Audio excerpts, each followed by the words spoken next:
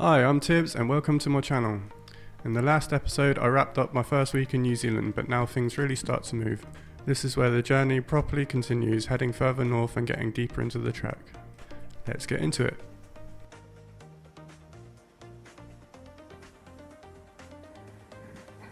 I thought I had today planned out, but it didn't exactly go the way I expected. I got up, brushed my teeth and went straight into packing up the tent, getting everything ready to head further north towards Long Bay. Once I was set, I stopped off at a cafe just outside the holiday park for a quick coffee before getting on the move. The weather had been amazing so far, but walking in it was a different story. It didn't take long before the heat started to hit. I was sweating a lot, which meant the sun cream wasn't really holding up, and I'd already started getting a few burnt patches. So it was a bit of a battle between enjoying the weather and dealing with it at the same time.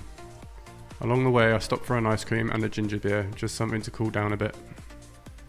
Later on, near Tall Bay at Browns Bay Reserve, I stopped in a place called Speakers for a fish burger and a beer, which was a solid break before pushing on. From there I carried on towards Long Bay where I had planned to stay the night. But when I got there, things didn't quite go to plan. Even though Google said camping was allowed, a park ranger told me it wasn't that simple.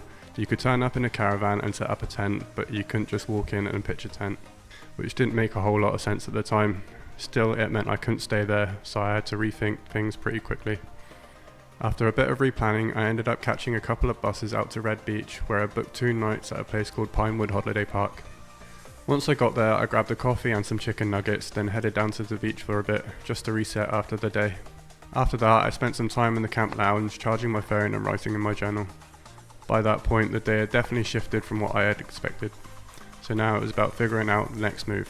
Tomorrow will probably be a bit more relaxed, maybe a walk around town, some time at the beach and working out how to keep things moving from there. Some days go exactly to plan and some days make you figure it out as you go.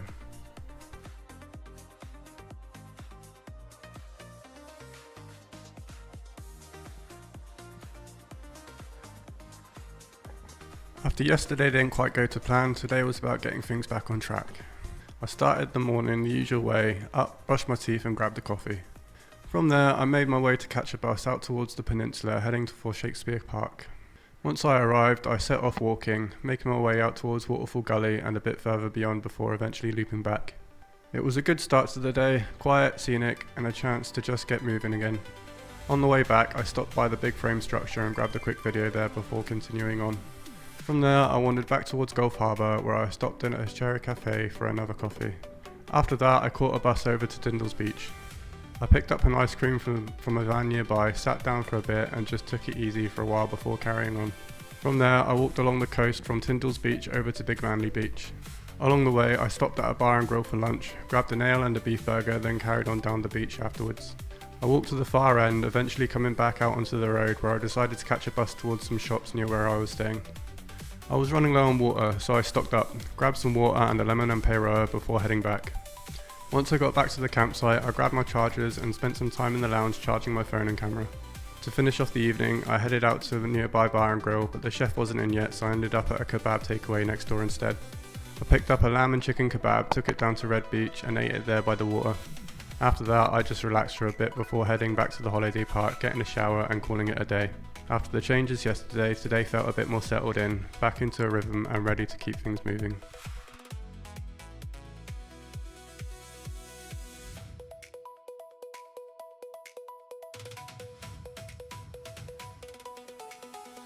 The day started early again, up, brushing my teeth and packing up the tent, ready to move on.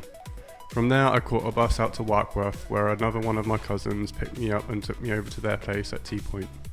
When I got there, they showed me where I'd be staying, a guest house set in their garden. And to get down to it, you use something called an inclinator, basically a small cart on a rail lowered and raised by a cable. Definitely not something you see every day. After getting settled in, we spent a bit of time organising the next couple of days, planning things like camping, a kiwi experience and snorkelling out at Goat Island. From there I got a shower, sorted some washing and got a few things ready for the evening and the next day. Later on I had dinner with my cousin before heading back out. I got a lift over to Tawha Ranui where I'd be camping for the night and where the kiwi experience would take place. Once I arrived, I set up my tent, then made my way over to the meeting point and waited for the tour to begin. As it got darker, we headed out into the park. The tour took us through a small section of the area and before long we started spotting them. In total we saw around 5 or 6 just moving around naturally in the wild.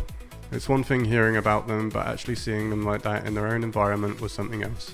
After that, the guide set up a telescope and we spent about half an hour stargazing while they talked us through some of the basics of what we were looking at. It was a pretty perfect way to end the night. Once it wrapped up, I headed back to the tent and called it a day. Today started as just another move further north, but ended up being one of the most memorable experiences of the trip so far.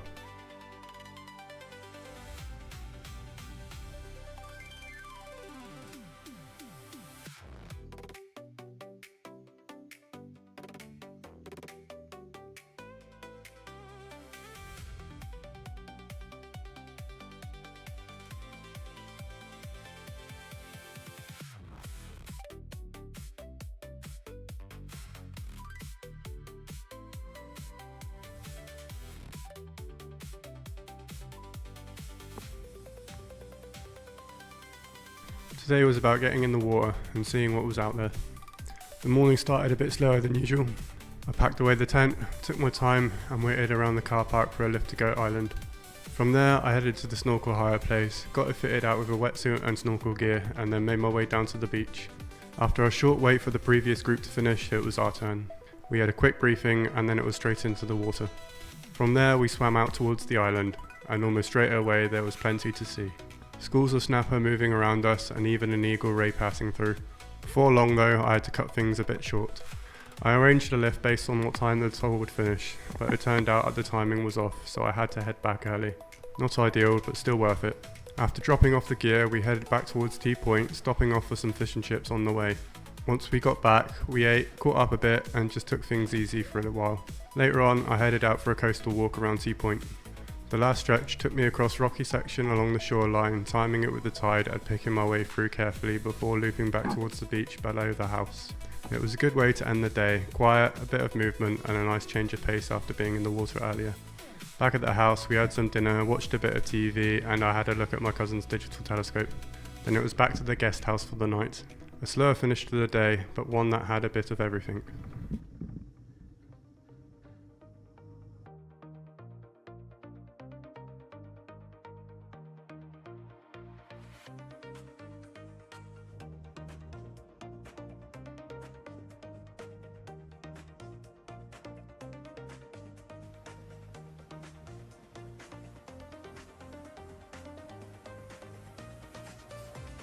The morning started simply, up, brushed my teeth and heading up the inclinator to the house.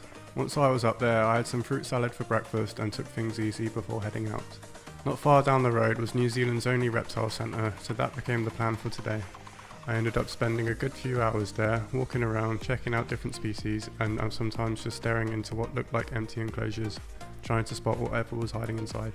Some of them were definitely harder to find than others. It was one of those places where you can take your time, slow things down and just explore at your own pace. After that, I made my way back to the house and spent some time just relaxing, lazing about a bit and starting to think ahead for the next few days of the trip. By the evening, things picked up again.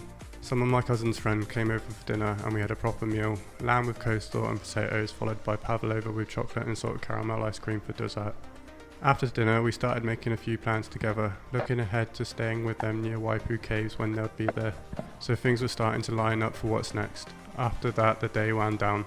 We called it a night and I took the inclinator back down to the guest house and got some sleep.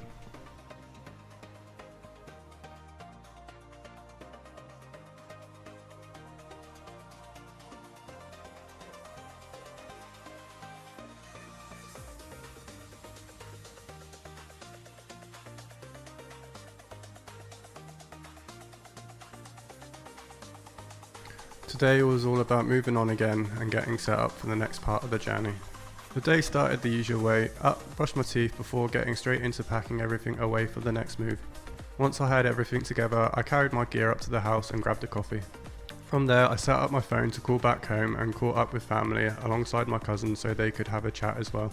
After that, I grabbed another coffee and just sat outside for a bit, taking it easy before heading off.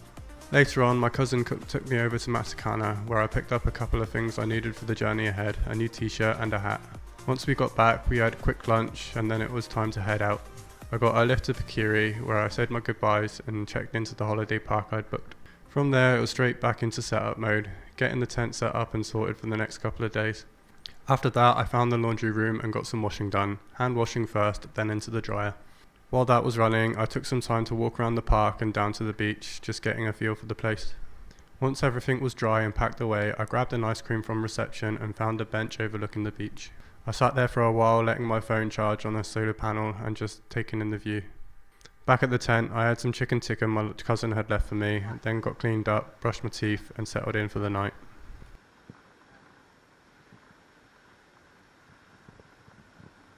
And that's where I'm going to leave this one.